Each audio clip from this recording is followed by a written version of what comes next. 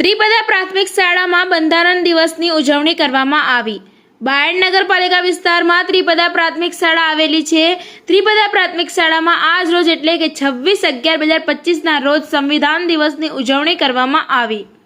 સંવિધાન દિવસની ઉજવણીમાં ત્રિપદા પ્રાથમિક શાળાના ટ્રસ્ટી મહેન્દ્રભાઈ તેમજ ત્રિપદા પ્રાથમિક શાળાના આચાર્ય શ્રી પંકજભાઈ પટેલ તથા શાળાના શિક્ષકો અને વિદ્યાર્થીઓ દ્વારા ખૂબ જ સુંદર સંવિધાન દિવસની ઉજવણી કરવામાં આવી।